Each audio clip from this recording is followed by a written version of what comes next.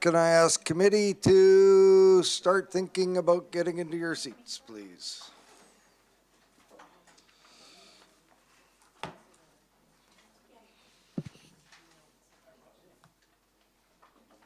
We're missing.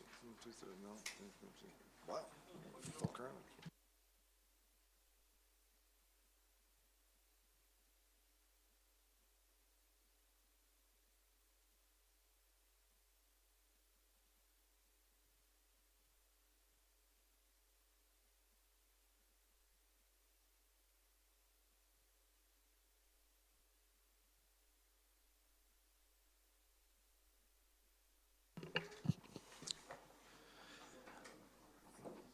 Good afternoon, everyone. My name is Ian Morrison. I'm the chair of your Electoral Area Services Committee, and I'd like to welcome everyone to our regular meeting. I'd just like to make a couple of comments, if Director Marcotte's ready, before we get underway. Firstly, that our meeting is taking place in the traditional unceded territories of the Coast Salish people, and I'd like to acknowledge that.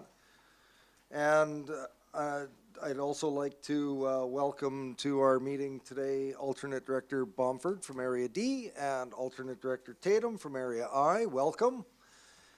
And just another note before we get to approval of the agenda. Just was informed prior to the meeting that a very well-known, long-time activist in our community who was, well, almost known as Mr. Wilderness Watch, Dennis Martel, has just recently passed away, and our community is poorer for it, and I'd just like to note that, and if we could perhaps maybe have a thought and a prayer for his family. So with that, I'd like to call the meeting to order.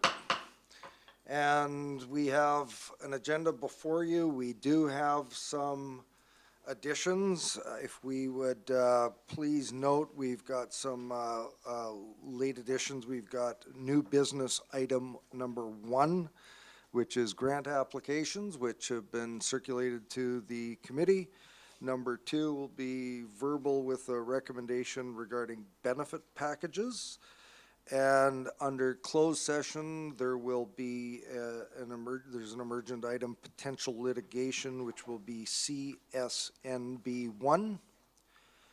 And I would entertain a motion to adopt this agenda as amended. Moved by Director Clement, seconded by Director Marcotte. Any discussion? Seeing none, call the question. All those in favor? Those opposed? That motion carries. To adoption of the minutes of our previous meeting on October the 3rd. Moved by Director Davis, seconded by Director Clement. Any discussion? Seeing none, all those in favor? Those opposed? That motion carries. Mr. Blackwell, is there any business arising from those minutes? There's no business arising. Thank you. Public input period. Could we have up on the screen the information around the public input period? And now I would like to invite forward anyone that would like to provide the committee with input on matters on our agenda today. Welcome. Good afternoon, Mr. Chair and directors. I guess I should have brought this to your attention prior to adoption of the minutes, but I just wanted to draw attention to report R1 of the October 3rd EASC minutes. For in that application, the recommendation from the Area E APC, the APC had asked that the application return to them when the new amendment bylaws were created. And I was wondering if that could be added or noted. Well, it's noted now. Okay, thank you.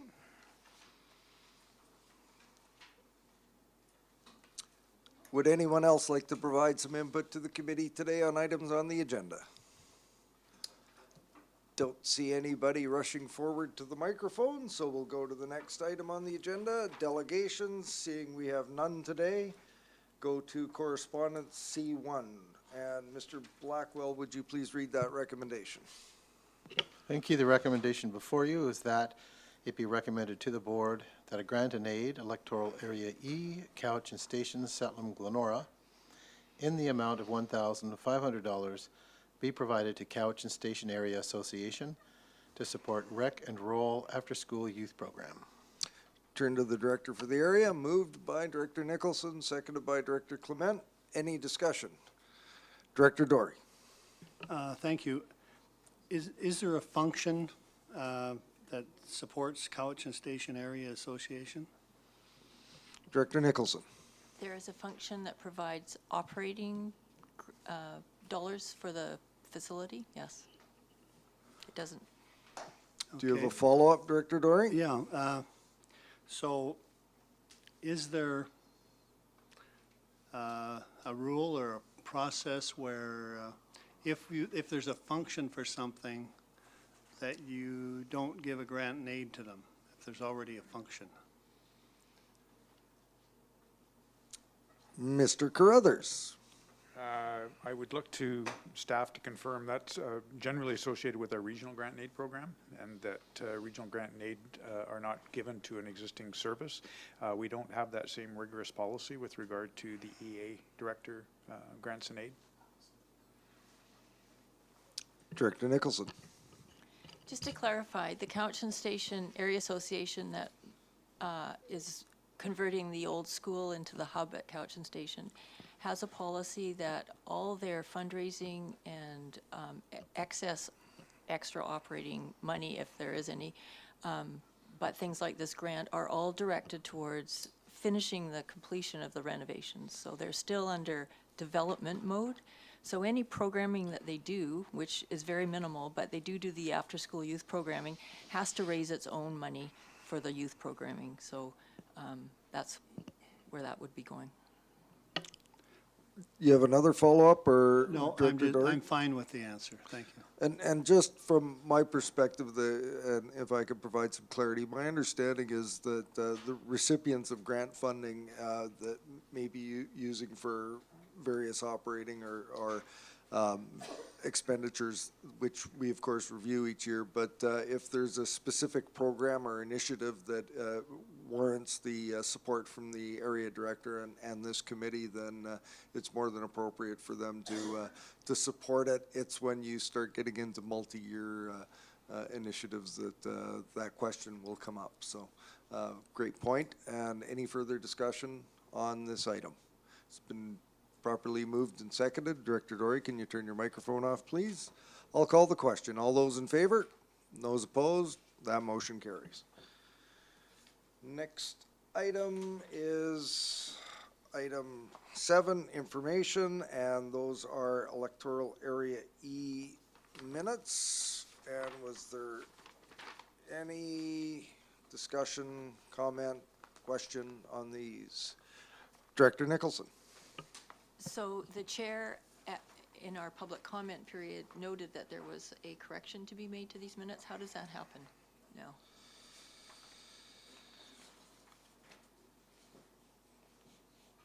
Mr. Barry. Yes, Mr. Chair. You've adopted the minutes, and that's following the practice that we normally have. We do not record what was said during the minutes, during the meeting. And if you go back and take a look, which I did a few seconds ago, the report R3 was received for information. That's all we put. We do not put comments that were brought up earlier. As well, the information that was brought up here during public input period, that also is not recorded in the minutes. So there really is nothing to correct in the minutes. That was my understanding as well. Director Nicholson. So how can I convey to staff that it would be nice if they could refer the particular application, which I can't remember what it was, back to the APC before it comes forward here?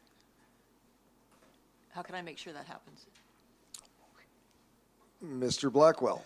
Thank you. So one formal way would be to make a motion to that effect, that staff be directed to forward this application back to the APC for further comment, assuming that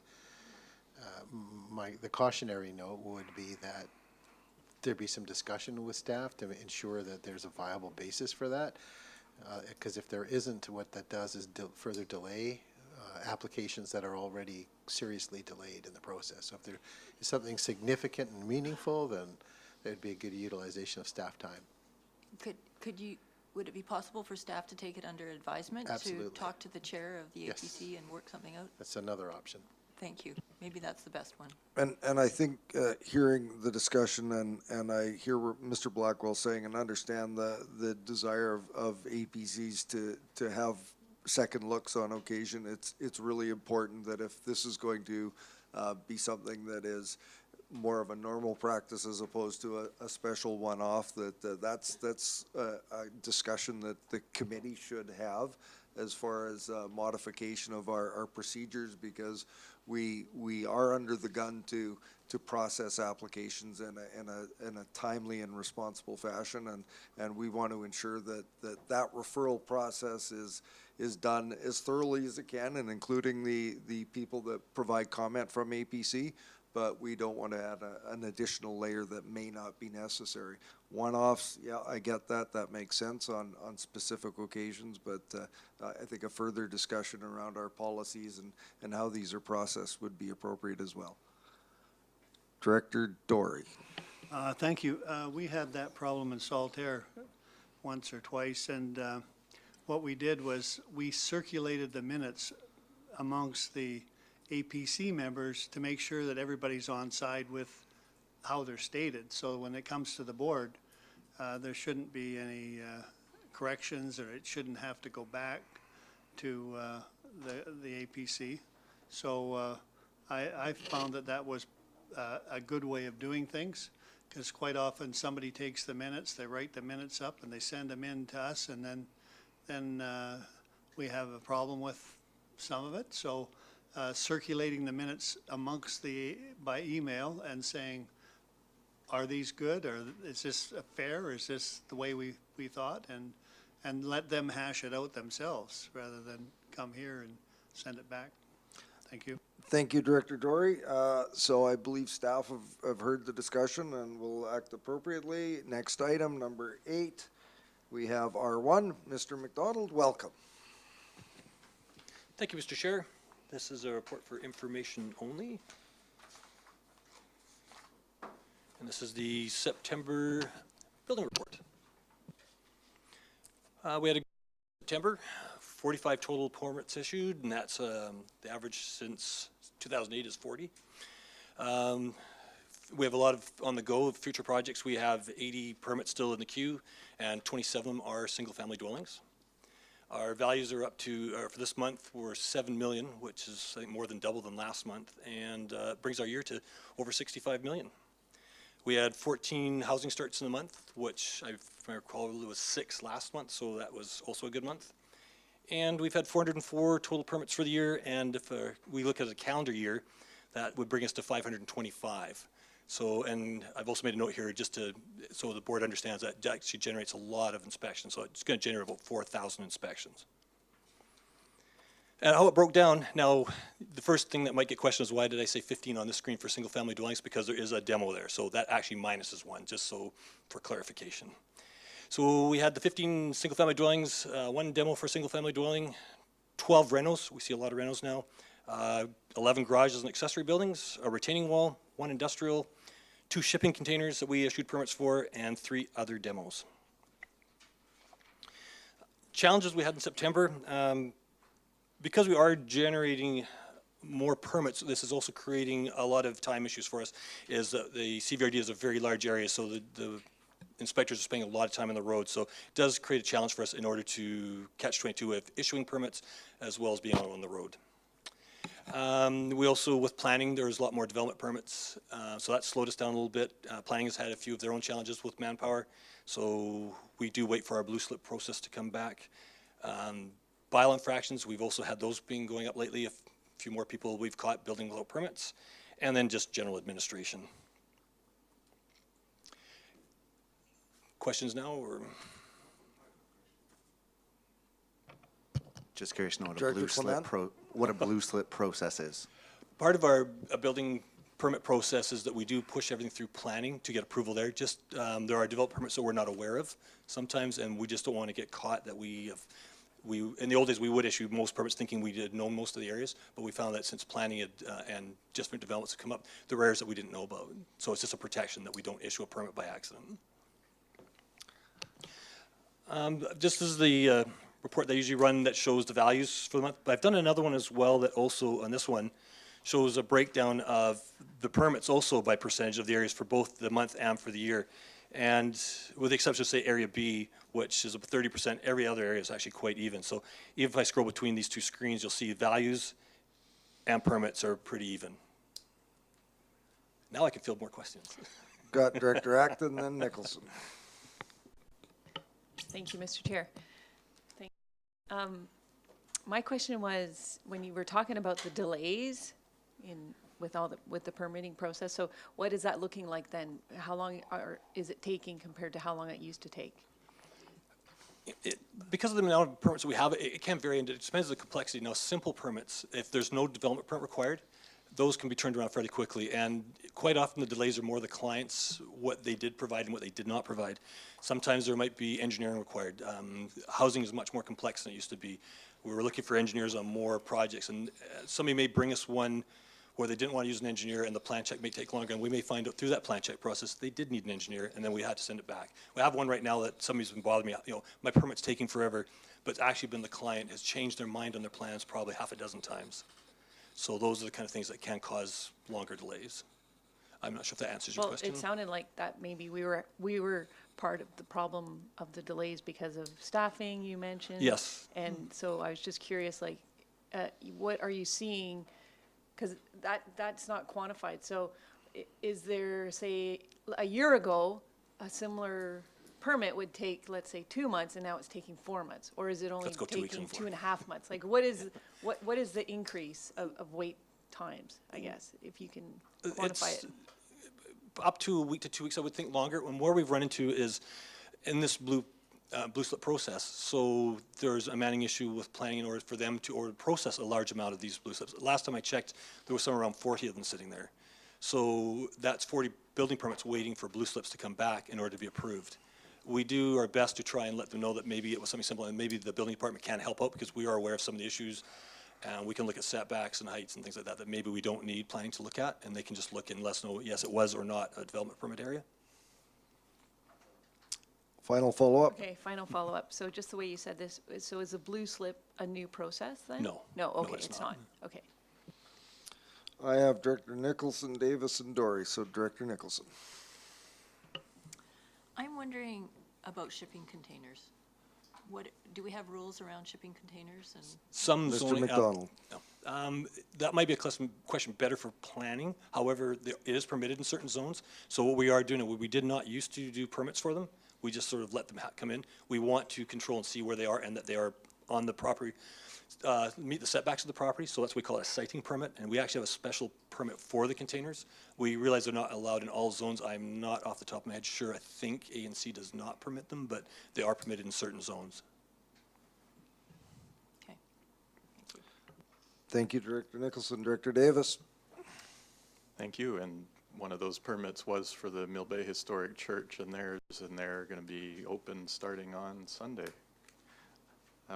My question actually, thanks Ian, was around sort of to Director Clement's point was we had an issue with a strata that was in conflict with the permit, and we talked about having the strata be one of the agencies that you would put out to comment. Has that been integrated into your procedures now?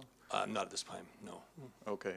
Yeah, because what happened was the people applied for a permit. I can't remember if it was a development or a building permit with the CVRD for something that ended up being contrary to what their strata rules were, and it ended up being approved, but then the strata had to take them to court. So it was a big schmozzle. So Yeah. it'd be nice to head that sort of thing off Yes. before it happens with building inspection, but also with planning. So hopefully they can take that under advisement. Yeah, if I can comment first. We do try to, where we're aware, we do try to work with strata and building schemes. Even though we can't enforce things like building schemes, we generally try to know and work with the developer and make sure that it does meet their rules, although sometimes we can't enforce them. Thank you. Director Dory. Thank you. With the increase in the cost of waterfront property, we're getting a few demolitions that happen on the waterfront. And sometimes you get a house that seems perfectly fine to me, and it just gets crushed and taken away someplace. So on your demo permits, what is the process for allowing some of the materials to be recycled? Is there a place that you know where the stuff is going when it's done? Are the recyclers allowed to go in and get, say, wooden windows or beams or some of the wiring or plumbing or whatever happens to be in the building? Is there any process for that? Mr. McDonald. We currently have no process for that. However, we do ask for receipts where the materials are going, so we know that they are disposed of, not just ending up in the bush somewhere. As far as reusing materials, that may be difficult. The code is very stringent now on what you can and cannot use, i.e. windows was a good example. So windows of an old house would not be compatible for a new build. However, they could be used and repurposed maybe in somebody's shop or shop addition or something like that. We would probably allow that. Any further questions for Mr. McDonald? Just a quick note, I really appreciate this information, and this is really good for us and inspires good debate. I'm just concerned that with the volume that we seem to be generating these days, it must be taking some time to generate these reports, and it's almost seeming like we're getting to a point where we need someone to assist in just the record keeping for the amount of activity that's going on, let alone getting people out in the field and doing the inspection. So your work is appreciated, and thank you very much. Just like one final word to say, as some of you may not be here in the new year, I really appreciated working with all you, and it's been a real pleasure. Thank you. Thank you, Mr. McDonald. Next item on the agenda is R2, and I thought we were going to have Ms. Garnett, but we're blessed to have Mr. Tippett here today. So Yeah, R2, Mr. sorry to Tippett. disappoint, Mr. Chair. Allison was unable to get childcare for her 3 children this afternoon, so I'm the unfortunate substitute, but she'll possibly be back at some future meeting.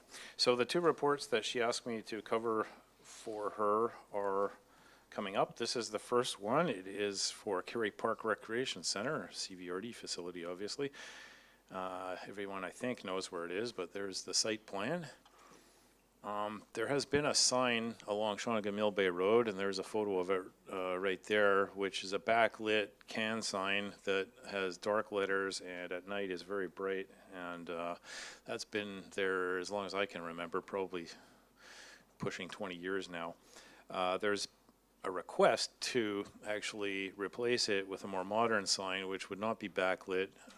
That's the good news. The somewhat less perfect news is that the bottom part of the sign will actually be electronic. However, the electronic portion of the sign, just the letters or whatever the messages, will be illuminated. The messages will be apparently changed only once every 5 minutes, so it's not going to be a constantly scrolling sign or one of the ones like, say, North Cowichan or Oyster Bay has on the highway, which are like flashing at you at night in a rainstorm. So it should be actually of a lower impact than the one that's there now in terms of visual and light pollution at night. So this is a schematic of what it looks like, and there's a recommendation. So I hope to be able to answer any questions if there are any. I see, I was going to ask if there are any questions for staff first. Seeing Director Davis. Thank you, Mr. Chair. I'm just assuming that what we've learned about these new light boards, that they would be dimmable and they'd be a lot less intrusive than many of other ones that are out there already. Mr. Chair, this is our hope, and frankly, it's a CVRD facility, so I think we're pretty much in control of the scenario here. But yeah, that's one of the critiques of the large billboard-sized ones in North Cowichan and in the First Nation lands near Ladysmith. They do not dim it at night, and they're extremely offensive to the eyes if it's dark and raining. Thank you. I've got Director Dory, Nicholson, and myself before we entertain a motion. So, Director Dory. Yeah, the sign bylaw seems to be old. Wasn't anything done about it when they did the South Cowichan OCP? Good question, Director Dory. The official plan can't actually directly deal with signs, but it does have some design guidelines concerning signs. So this report from Allison would have considered both the sign bylaw and the guidelines in the South Cowichan OCP DP section regarding signs. The sign bylaw itself is very, very old. It's been one of the projects we've been meaning to get to for a long time, but we've just been overly consumed in activity and haven't had time to get onto some of these other projects like that, and the mobile home park bylaw and the campground bylaw and a few others. So, good point. Follow up, Director Dory. It's kind of ironic that we've been all over some private enterprises that are trying to put in signs that are a little bit bigger and brighter, and here we got a case at the CVRD where we're wanting to do something that's outside the guidelines. Well, Mr. Chair, I think I said in my initial comments that I would argue it's an improvement on the current sign, but does that mean it's a perfect sign? No, I don't think so. We have had a history of approving some limited electronic signs in other locations. I can think of one in Area E and one in Area D, where similar concerns were raised about nighttime illumination, the messages moving and changing too frequently. So, we do have a pattern of approving this sort of thing. So the recommendation kind of flows from that. If the board wanted to take a much more stringent attitude on digital signs, then we could certainly look at our bylaws and tighten them up. That's for another day. Thank you. Director Nicholson. Yeah. So we have been given one option for change here. And I guess I have one question. Do we have to have the moving stuff thing happening? I get that it's nice to be able to type in what you want electronically and not have to go and put letters up, but does it have to move? Mr. Chair, the message won't move. It'll just change once every 5 minutes or so. So the message area, if you compare it to the one that's on the screen right now, is actually considerably reduced under the proposed sign. Why is this not? There we go. So the part of this sign here that would actually have the changing messages, those two bottom lines there, so the area is less. So it's not going to be scrolling or bouncing or, letters falling down like the highway tire sign. It'll be a static message that will change every 5 minutes, and it won't be a fancy change. As I understand it, the message will just shift to some other program or something they're trying to advertise. Okay. So what I understand is that we're proposing this, but it isn't in keeping with our other sign guidelines for the Trans-Canada Highway or whatever. Is that true? Well, It's not located since on Trans-Canada Highway. I didn't write the report, but let me refresh my memory here. I believe there's some comments that Allison wrote with respect to this.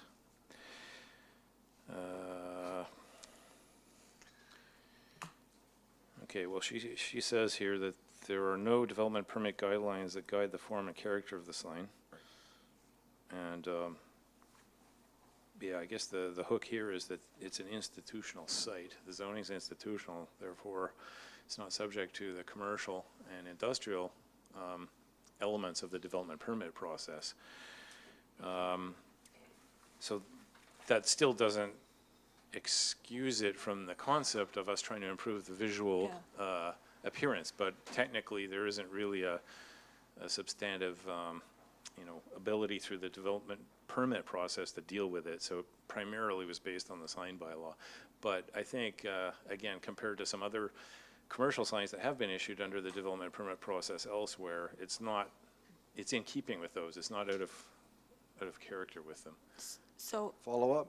I guess what I think that is that this is an opportunity to set a standard. And so we should make sure that what we're proposing is something that we think is great and that we would expect other people to copy.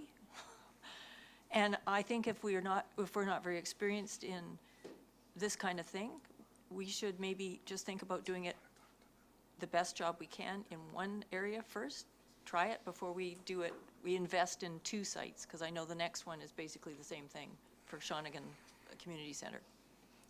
Mr. Blackwell. Thank you. Just a few thoughts to share. I don't know if these thoughts will help. The nature of signage, in my estimation, has changed over time.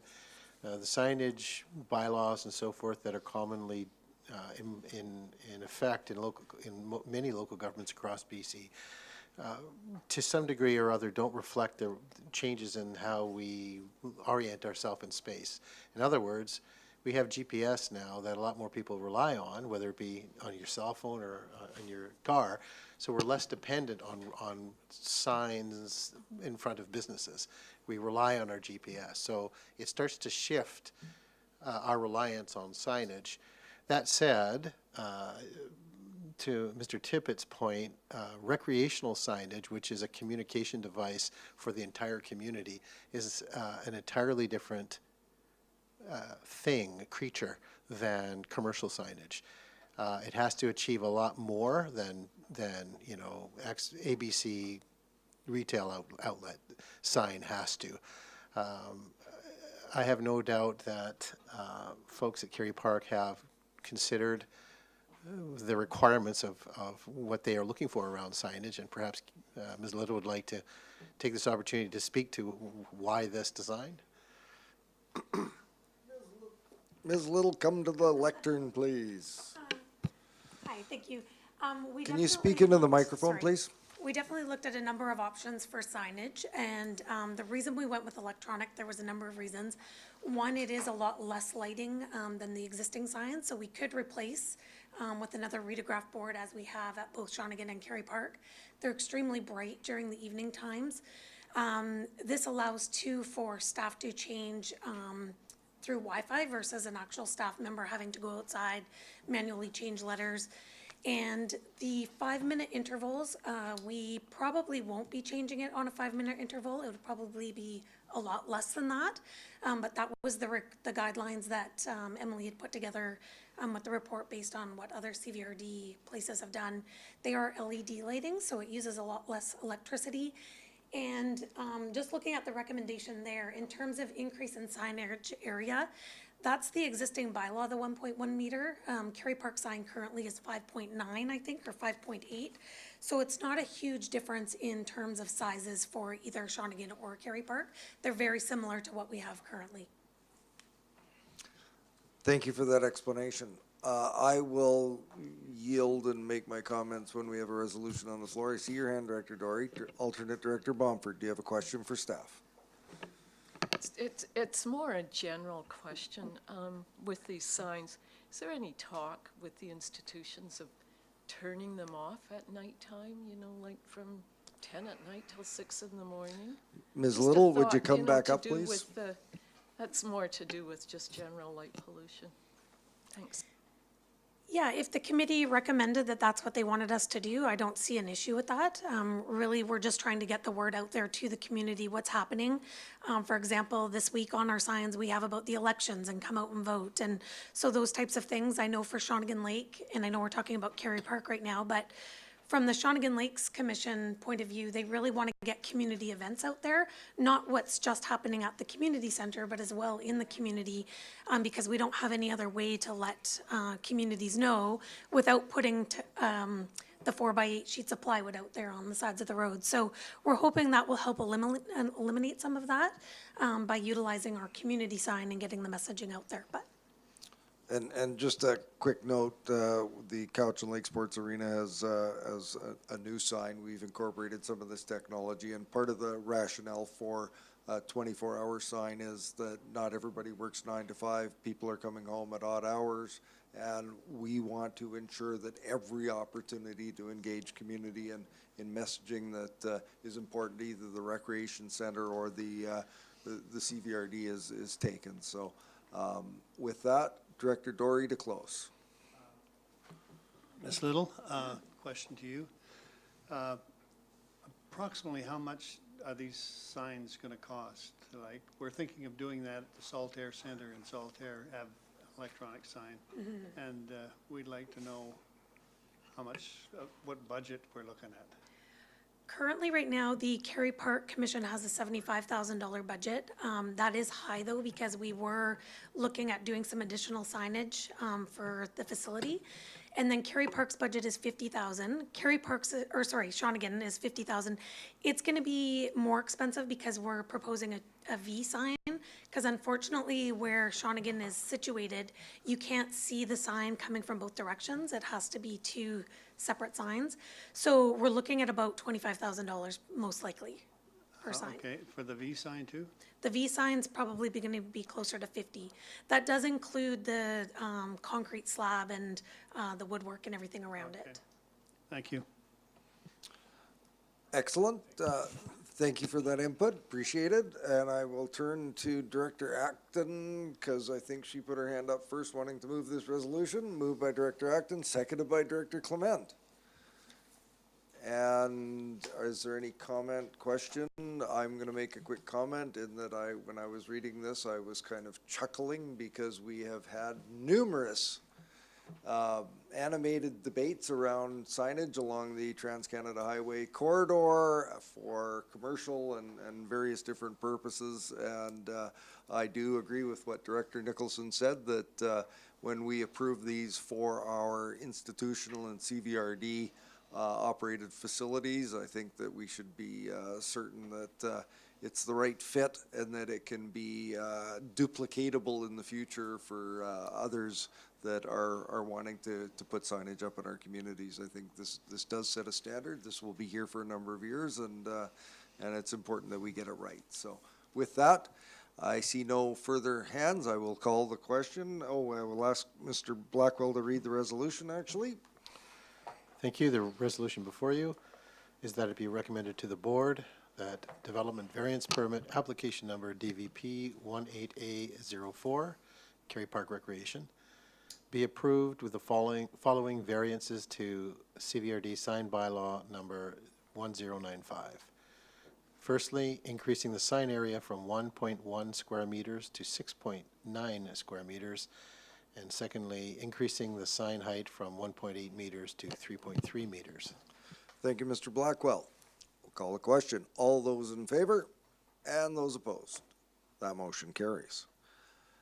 Mr. Tippett, R3, please. Thank you, Mr. Chair. Well, surprise, a very similar application for Shawnigan Lake Community Center. Again, location map. Right, that's a bit off the main crossroads of Shawnigan Village, but as Kim pointed out, it's kind of it's on a corner, so it's going to need a couple of signs probably. And again, it's had sort of this backlit white colored can sign for some years. The proposed sign looks very similar to the one sort of in style and form to the proposed one at Kerry Park Rec Center. Essentially the same conditions that I mentioned before about lighting and so forth. So I won't say any more about that, and I'll leave you with the recommendation and try to answer any questions if you have any. Any questions for staff? Director Clement. The only thing that about this one is it's quite a bit closer to the road right away. Is there a variance as far as a property boundary required, or is that already in place? Mr. Ooh, Tippett. a tough technical question. One moment while I do some research on the fly here. Yeah. I mean, the report doesn't mention or incorporate a proposed variance into it, so we can only assume that that matter is not a problem or issue on this particular location. Kim, do you happen to know? I know there was somewhere where Emily had commented from highways, sorry. And speak into the microphone, please. Allison? Allison, yeah. Yes, sorry.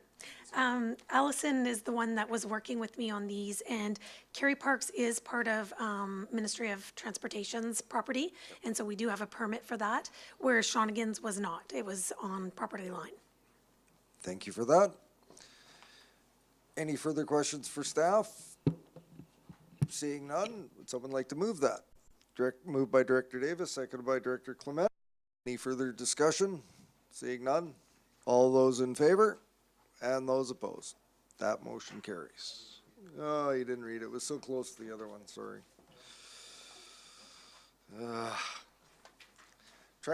There's some people that apparently want to go out and cruise their neighborhoods and knock on doors, so I was trying to move things along.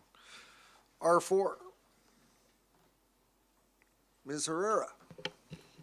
Thank you, Mr. Chair. Okay, so this item is a development variance permit application relating to a side parcel line setback for the property at 9500 Creekside Drive. This is the aerial photo for the area. The property is in Electoral Area I and has frontage on the lake, and the lot itself is 0.2 hectares, about half an acre, and contains a single-family dwelling. This is a site plan. The variance relates to the garage that has already been built on the property, and the site plan shows exactly the siting of the accessory building. And the purpose of the variance is to reduce the interior side parcel line setback from 3.5 meters to 3.4 meters. And as outlined in the report, staff supports the application and recommends the variance be approved. Thank you. Thank you. There is a question for staff. No, there's not a question for staff. I was hoping there wouldn't be questions for staff. Do we have a mover and a seconder? Moved and seconded. Mr. Blackwell, would you read the recommendation, please? Thank you. The recommendation before you is that it be recommended to the board that development variance permit application number DVP 18I02 at 9500 Creekside Drive to vary section 5.4 of zoning bylaw number 2465 to reduce the interior side parcel line setback for an accessory building from 3.5 meters to 3.4 meters be approved. Thank you. Any further discussion? Seeing none, all in favor? Opposed? That motion carries. Thank you, Ms. Herrera. Mr. Munn, R5.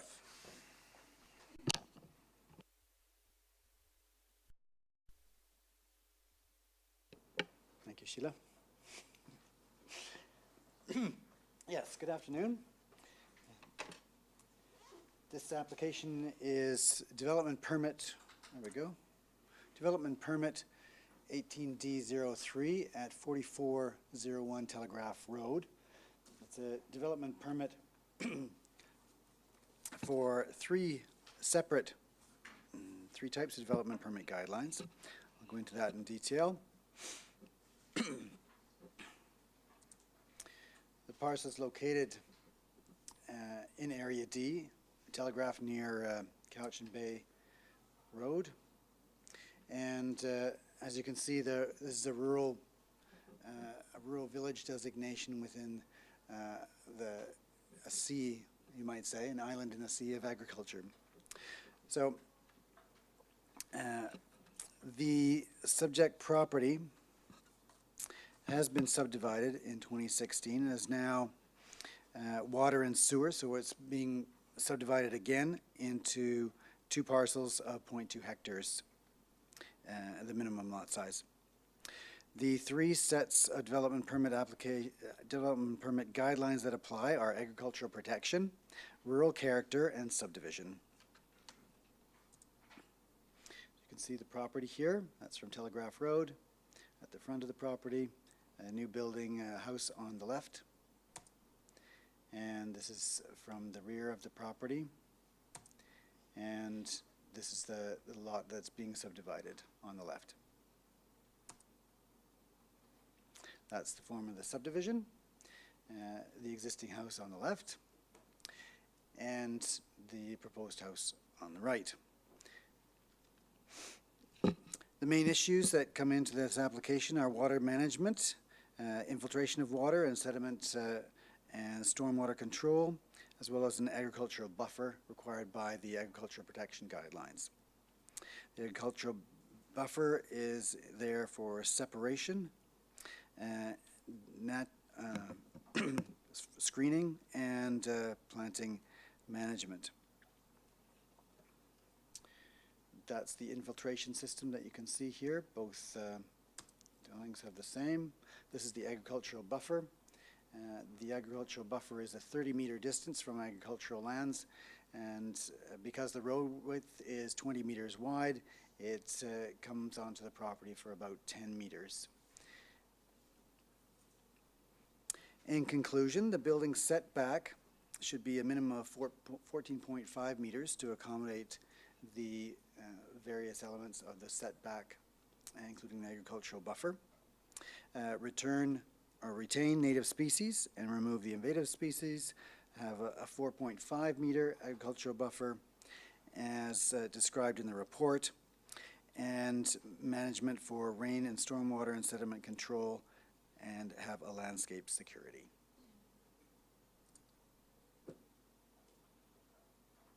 Thank you, Mr. Munn. Do we have any questions for staff? Director Dory. Yeah, and the urban wild setback, it's the first time I've run into that. Is it a common thing? Where did this come from here? Mr. Munn. Mr. Chair, this is a minor component of the rural character guidelines, I believe, where it says pay attention to wildfire smart. Perhaps it's agricultural protection. Actually, there's some reference to it. So it just means that there be an additional distance and have some relevance. So it's not a development permit guidelines pertaining to wildfire per se. So this is next to agricultural land, or is it just generally speaking throughout subdivisions? What is this thing? Chair, flip to the beginning here, the zone, oops, as you can see, the agricultural land is green, and you asked about the R2 designation. This is the zone of the subject property. And so if there are community water and sewer at this location, the minimum lot size is 0.2 hectares in size. Does that answer your question? Sort of, but I haven't run into this wildfire protection setback thing before, and it's not common. No, it's not. It's usually it comes into play at where the designation is high or extreme.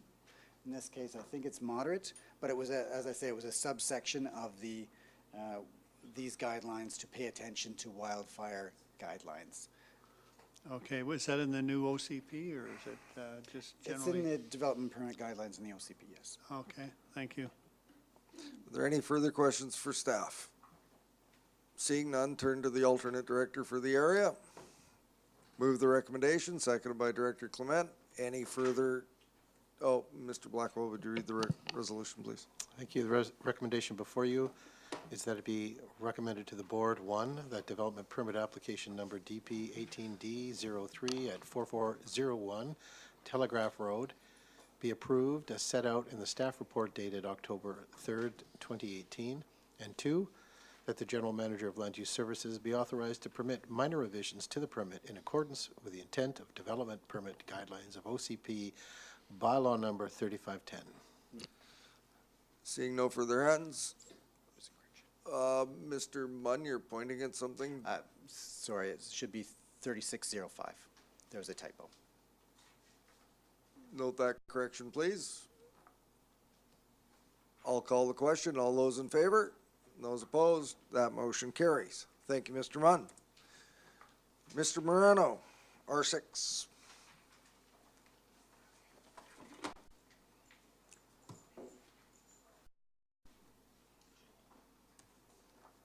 Mr. Chair, we have an application for fireworks discharge permit at 912 Lil Mac Road in Mill Bay. The discharge date is October 27th, 2018. The fireworks discharge permit bylaw allows staff to issue permits for 3 days out of the year. One for January the 1st, July 1st, which is Canada Day, and October 31st, which is Halloween. Halloween, the 31st ends up on a Wednesday this year, so these people wish to have their display on the Wednesday, which is the 27th of October. Anything outside of those 3 areas requires board approval. This map here shows a 500-meter radius around the property, which as part of the bylaw, there's a 500-meter buffer from the discharge site to any potential to affect livestock, which does not appear to be the case in this one. Mr. Chair. Thank you, Mr. Morano. Any questions for staff? Director Dory. When you get a permit like this, the people setting the fireworks off, do they have to be licensed or certified to do it, or is it a separate thing with senior government? Mr. Morano. In this case, with residential fireworks, there is no certification required. So no, the answer to the question is no. Thank you. Yep, thank you. Mr. Blackwell, would you read the resolution, please? Thank you. The resolution before you is that it be recommended to the board that a fireworks discharge permit for a display occurring at 912 Lilmac Road on October 27th, 2018 be approved. Moved by Director Davis, seconded by Director Acton. Any further discussion on this item? Seeing none, I'll call the question. All those in favor and those opposed, the motion carries. Director Nicholson. Can I ask a question about fireworks permits? I guess it's too late now if someone wanted one for Halloween to get one. Correct. So did we advertise that it is important to get a permit? We have had advertising since the beginning of October, I believe, Okay, in the local thanks. newspaper. Thank you, Mr. Morano. R7, Mr. Conway. Welcome. Thank you, Mr. Chair and committee. Today is a historic day. Cannabis is now legal in this country. And I'm not sure if you know this because you all look sober, but so Do we? Thought of that Do we all really? night. Go ahead, Mr. Conway. So local governments across the country have been scrambling to try to get their regulations in place for legalization. And if you've been watching the media reports, local governments are in various states of preparedness. This organization did amend its zoning bylaws a few months ago to establish regulations for cannabis, and those regulations are now in place. When those were prepared, it was recognized, I believe, that they would need further adjustments, that they were really drafted at a time when it was uncertain as to exactly how legalization would occur and what the provincial processes would be and what federal regulation would be. So it was recognized that further adjustments would be needed, and there were aspects of those bylaws that are not perfect.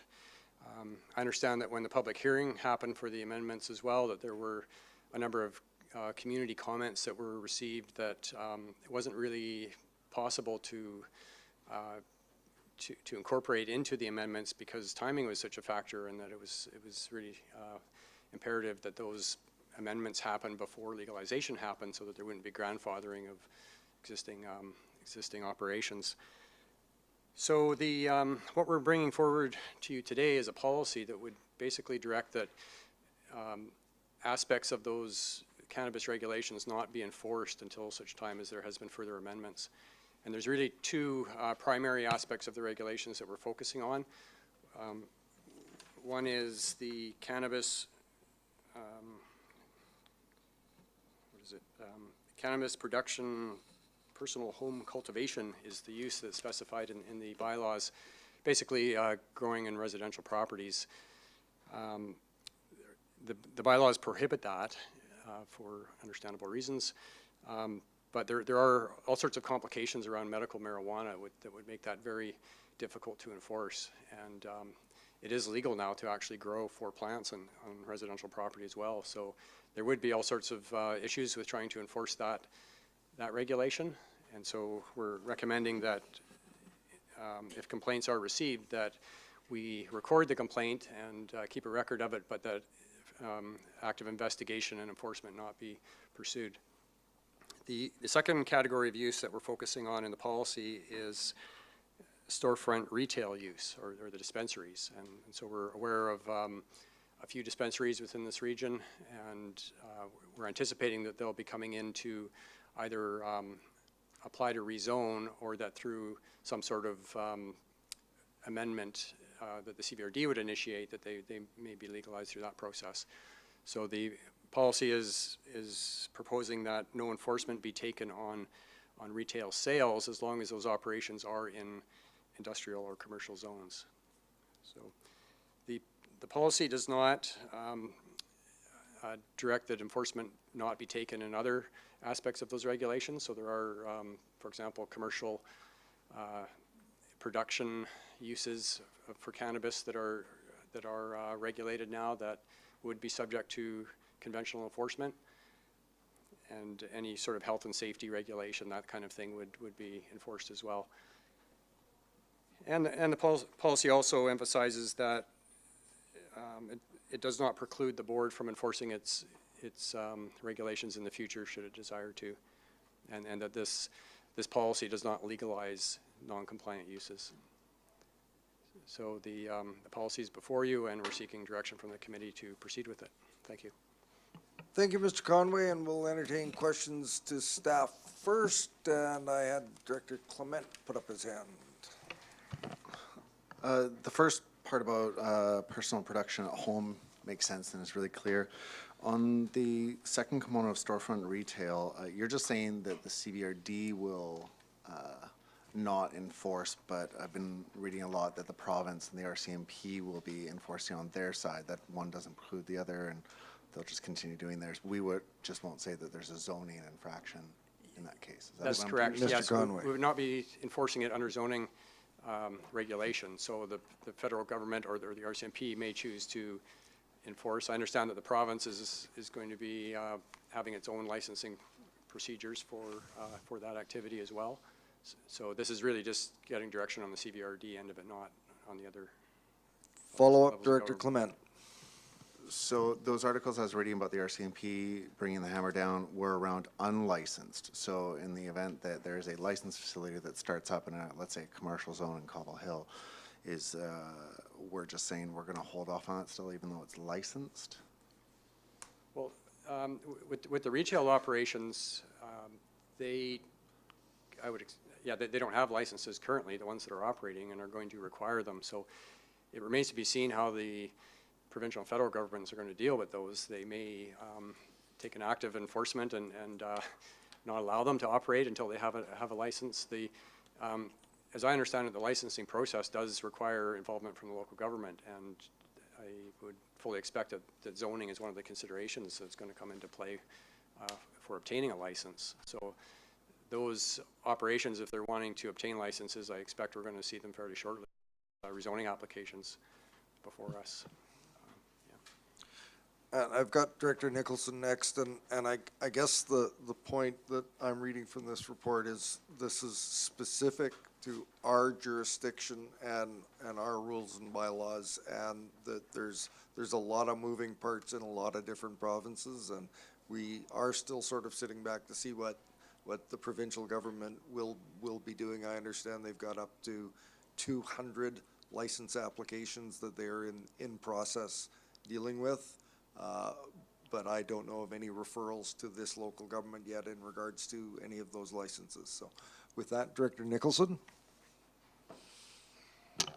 Yeah, my questions are about, I have 2 questions about production. So I get the personal use thing. We have problem growers in residential areas, which we haven't been able to deal with because presumably we assume they have licenses to grow medical marijuana, but we don't know. So does this means that we won't be trying to figure out any of that issue? We're going to just sit back and wait now? Mr. Conway. Yes, it's sort of status quo in that respect. Right now, I think if we were to encounter an issue where there's a neighborhood that's being negatively impacted by a residential growing operation, that we would probably be talking to the RCMP and having them investigate if there is that kind of an issue. It's difficult through the zoning regulations to really deal with that scenario, that if the property owner has a medical marijuana license, we're not able to effectively use our zoning in that scenario anyways. And so it really becomes more of a federal issue, and hopefully that now that there is a system in place for better regulating these activities at a federal level, that the RCMP will be better equipped to deal with them if they're out of compliance. But that's something else that remains to be seen as to how that's all going to play out. Do you have a follow-up? I have another question. There's a chicken barn on ALR land that is growing marijuana that is very offensive from a smell perspective.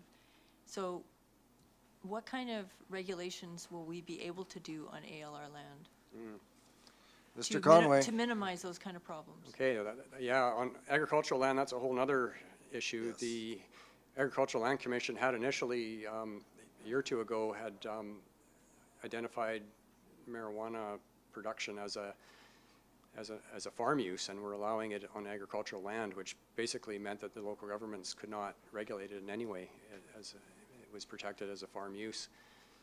They have since pulled back from that somewhat and have qualified that interpretation, and they're still allowing it as a farm use, provided it's the plants are grown in soil and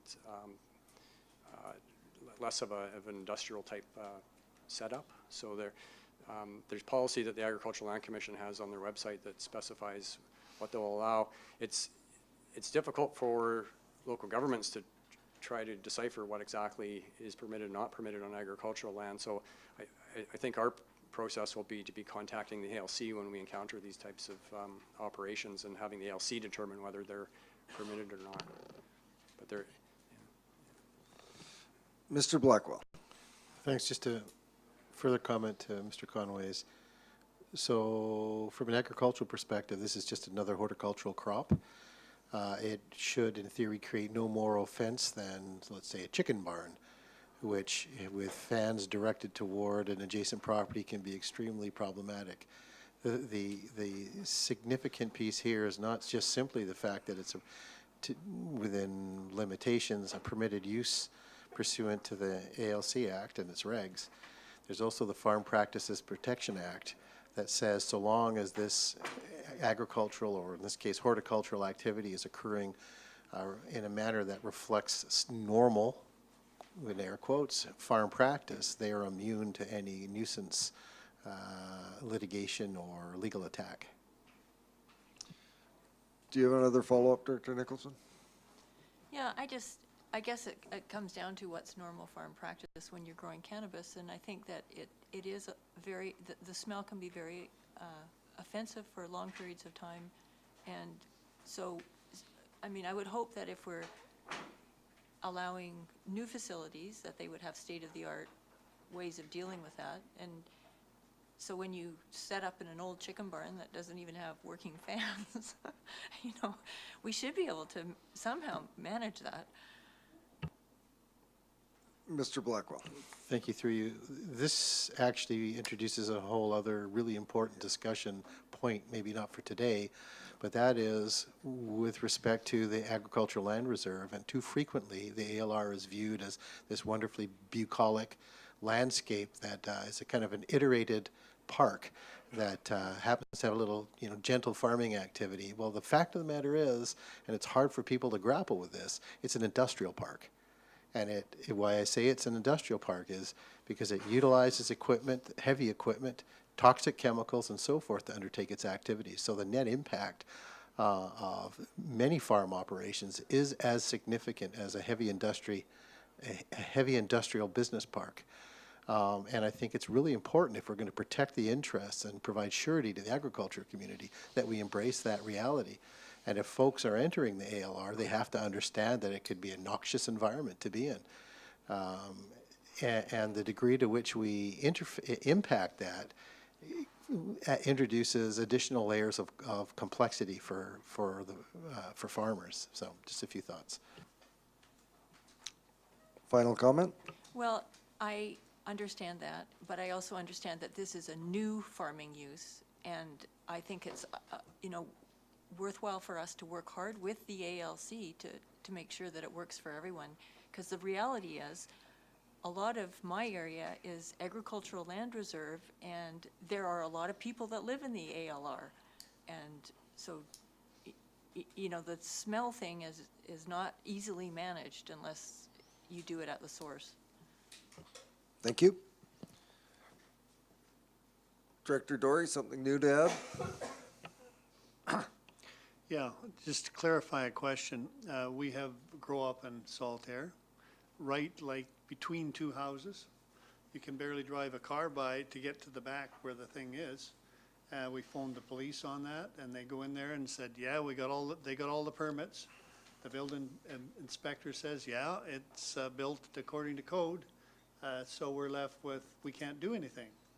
And so is the status of that grow up the same today as it was last week or the week before? Mr. Conway. I think in many respects it is. It depends on the type of license that they're operating with. I don't think what's happened today with the legalization is significantly affects the medical marijuana licenses. Those were in place before and still are. So if that's the license that this particular property owner has and is operating with, I don't think that the things have changed much in that respect. Thank you. Okay. Mr. Blackwell, would you please read the recommendation? Thank you. The recommendation before you is that it be recommended to the board that the Cannabis Regulation Bylaw Enforcement Policy attached to the Manager of Inspections and Enforcement Division's October 4th, 2018 staff report be approved. Do we have a mover? Moved by Director Marcotte, seconded by Director Davis. Any further discussion? Director Dory. No, I'm voting already. I'm I ahead of didn't you. even call for a vote yet, but why don't we do that now? All those in favor? Those opposed? That motion carries. Next item is R8, and Ms. Soroka, welcome. Thank you, Mr. Chair, committee members. The historic Mill Bay Church and Cemetery, located down in Mill Bay, was donated to the CVRD in 2007 by the Sylvan United Church, and we took it on as a community park and a closed cemetery. The intent of the closed cemetery is that we require we have no further sales of plots, and we will allow the remaining plots that are there that are paid for and reserved to allow the interments in there. And there's about 26 of those left. Since 2007, the Shawnigan Cemetery Society has actually been looking after the day-to-day operations of the cemetery and the interments and the cremations. So back then, when the property was donated to us, we received a whole bundle of documents, all the original documents, the original plot plan, and where everybody was buried. So in 2018, we decided to go in there and we needed to upgrade it and do a full inventory of what we actually have on site. So we did that, and then the next step was this year was to contact the Consumer Protection BC because we were looking at actually closing the cemetery. And so a few things came up during that time. The first one was that we found that we can't actually close the cemetery officially until all the interments are done, which means once all the reserve plots are filled, then we can go in and close the cemetery. We also found out that there was no record of the Mill Bay Cemetery with Consumer Protection BC, and there was no active license to operate. So through discussions, we found out that the Shawnigan Cemetery Society can actually apply for an operator's license on behalf of the CVRD. In order to do that, we need to have an actual agreement between CVRD and the Shawnigan Cemetery Society.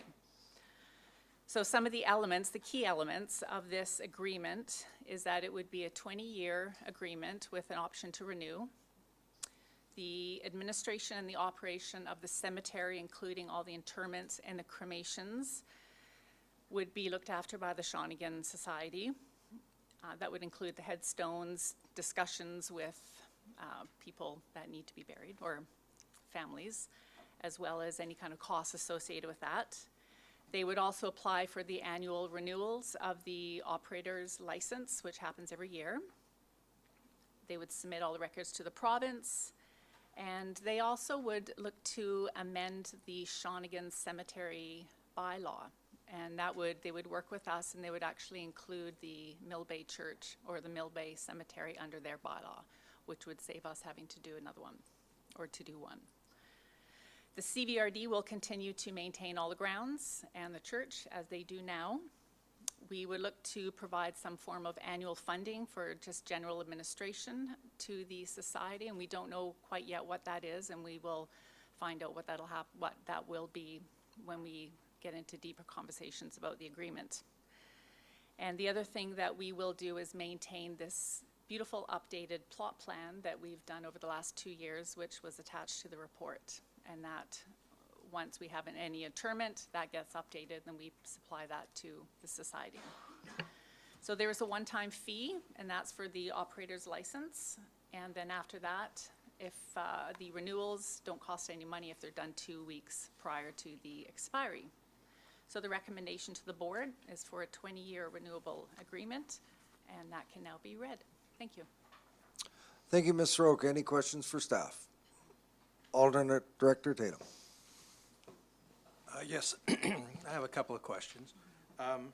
First, could you describe what a closed cemetery is? Ms. Soroka. Yes, a closed cemetery is basically saying that there will be no more burials there, no more interments, no more cremations, but the cemetery will still exist and people can still come and visit and do their visiting. So the maintenance costs don't change whether it's open or closed, really? Not the grounds maintenance, no. Okay. And my second question, the plots that are still available and out there for internment, can those be resold? Can they be transferred, ownership of those plots to other people? Ms. Soroka. Thank you. The plots that have been paid for by the family, and they are reserved for that family. So if the person that was to be buried in there, if someone within the family says that so-and-so won't be buried there, but their spouse will be, they can do that internally within the family. But you can't sell it to another family or an outside person. So the outlook for this being closed would not be very long, unless, if it could be transferred to a child or something, I mean, the rules of transfer, could this keep extending the closure? It could extend, we don't know how long, so there's probably some plots that were purchased back in the 70s and up to the 1990s. So they could go for another 10, 20 years, and if they were transferred to a granddaughter or something, then yeah, they could probably go on for a little bit longer. Thank you. Just one more question, if I might. This society does not generate any revenue? It is a cemetery, and I don't know if I can fully answer that. They do have a bylaw, and they have their own interments, and they have a care trust fund. So I think through all of that and through regulation through the province, I don't think it's like something where they make a ton of money, but. Right. Okay, thank you. Any further questions for staff? Seeing none, Director Davis moves. Do we have a seconder? Director Acton, Mr. Blackwell, would you read the recommendation, please?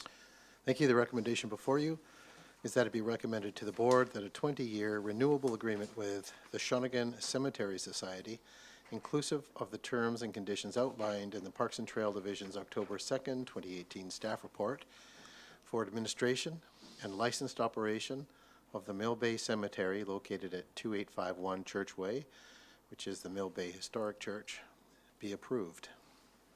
Any further question or discussion? Seeing none, I'll call the question. All those in favor and those opposed, that motion carries. Thank you, Ms. Soroka. Next item on our agenda, unfinished business. Is there any, Mr. Blackwell? There's no unfinished business. Okay, thank you. To new business item number 1, I will be calling on Mr. Dennison.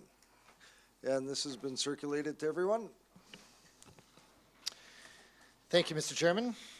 There's a further round of the Federal Provincial Investing in Canada Infrastructure Program open for submissions up to January 23rd, 2019. This particular round is for rural and northern communities. It's focused on rural and northern communities. Fortunately, we're quite rural, so we have some opportunity here. The way they've structured it is that there's some particular sorts of projects that would be considered under rural and northern itself, and then also they're allowing some of the other streams to be submitted for rural and northern communities, and that would include green infrastructure and some other ones, some recreational type things. So we're putting forward, and this program is, so it's rural, so it's up to 25,000 people in a community, and a community is considered a settled area for electoral areas. So Satlam is a community, Cobble Hill is a community, et cetera. For populations less than 5,000 people, we may get 100% funding for the grant, so that would be excellent should that come about. And we're only allowed one application per settled community. So there's, in this report, there's 4 projects proposed. One is Shawnigan Lake North Water, and that's necessary upgrades to meet the new 4321 treatment standards being required by, from Island Health. We've done a study on that previously, and we have an estimated project cost of $5.6 million. Second one, Missachi Lake and Honeymoon Bay sewage collection and treatment. So for Missachi Lake, that'll be phase 2 of our ultimate plans there. The first phase underway is to connect into the new disposal fields, which we hopefully get near Honeymoon Bay. Second would be to upgrade the collection system itself.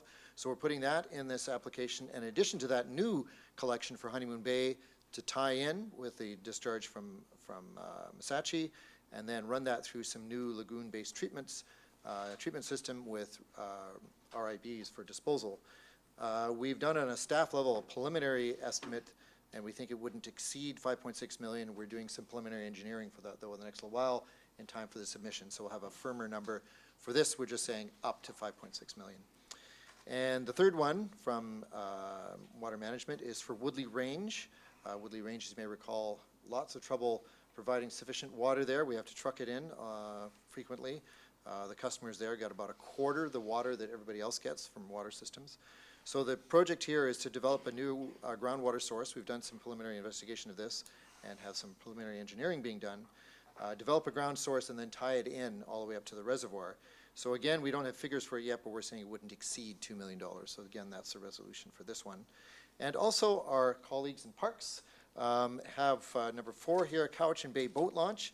And if I may speak on their behalf, it's revitalization and expansion.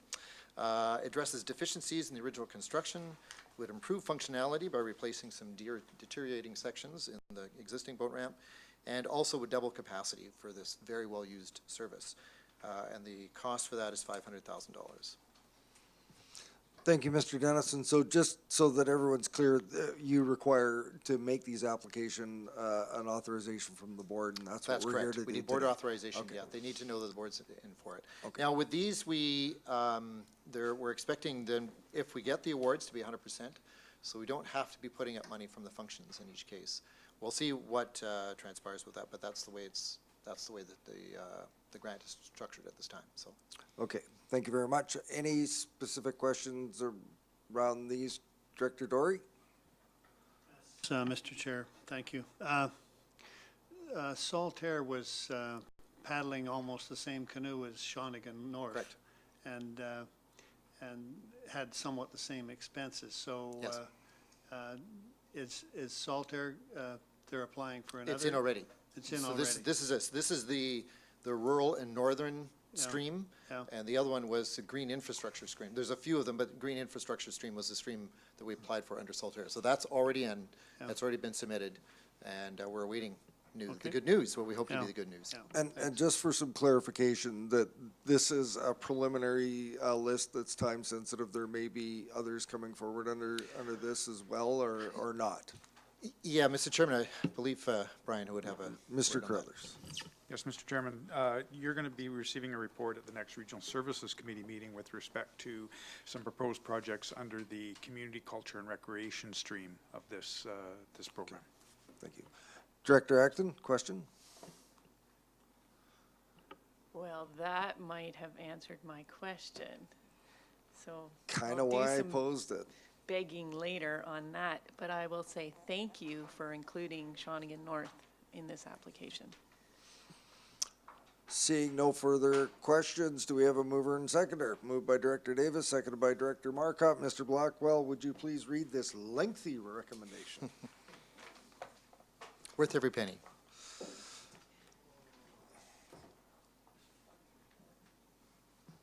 Mr. Dennison. Thank you. So the recommendation before you is four-part. That it be recommended to the board, one, that an application for grant funding through the Investing in Canada Infrastructure Program, Rural and Northern Communities Grant for Shawnigan Lake North Water System, Electoral Area B, in an amount up to $5,600,000 be submitted, and that subject to grant approval, the board approves funding of capital reserve funds, operating reserve funds, and connection fees from partners and new customers for any cost overruns and ineligible items. Two, that an application for grant funding through the Investing in Canada Infrastructure Program, Rural and Northern Communities Grant for Massachi Lake and Honeymoon Bay, Electoral Area F, Sewage Collection and Treatment System Project in an amount up to $5,600,000 be submitted, and that subject to grant approval, the board approves funding of capital reserve funds, operating reserve funds, and connection fees from partners and new customers for any cost overruns and ineligible items.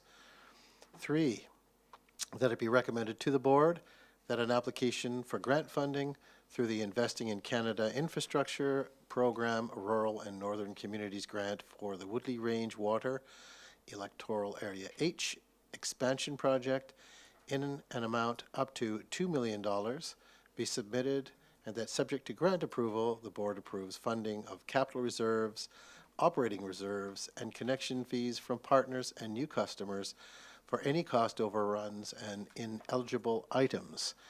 And fourth and final, that it be recommended to the board that an application for grant funding through the Investing in Canada Infrastructure Program, Rural and Northern Communities Grant for the Cowichan Bay Boat Launch Revitalization and Expansion Project, Electoral Area D, in an amount up to $500,000 be submitted, and that subject to grant approval, the board approves funding of operating reserve funds for any cost overruns and ineligible items.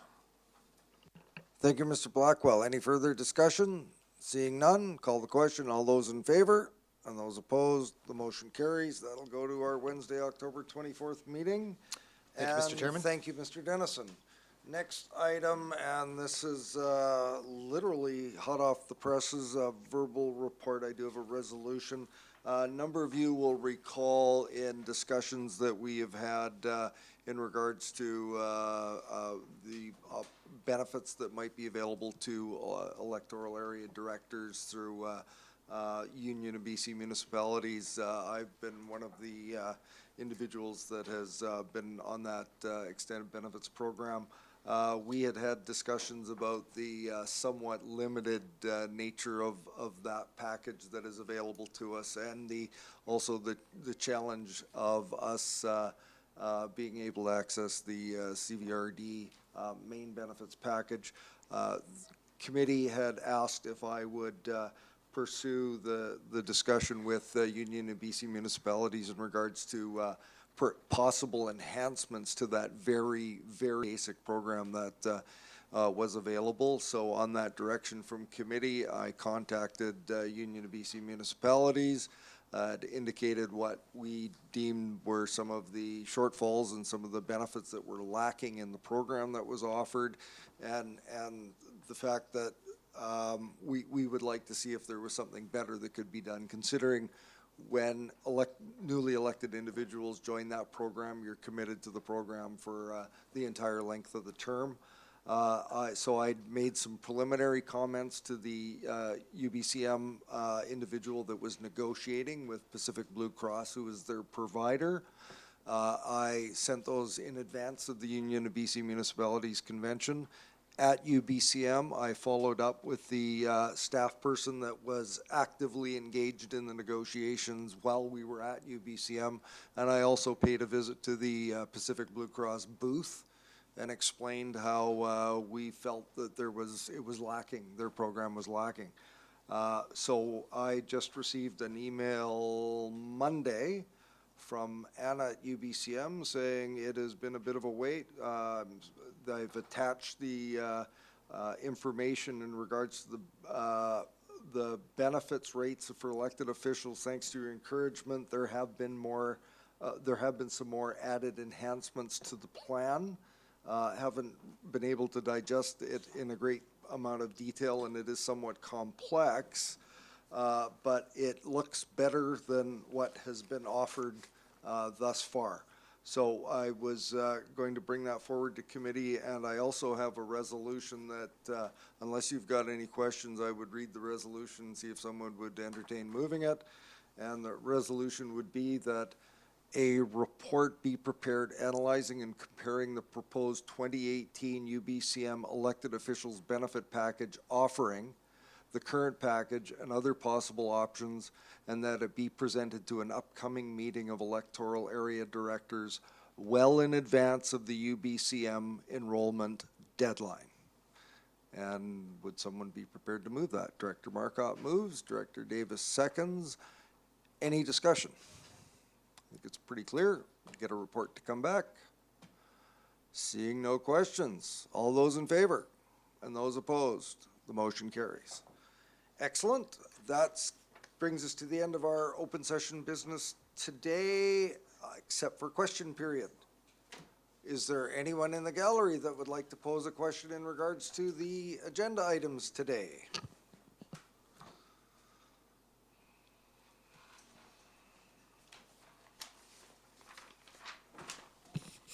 Thank you, Mr. Chair.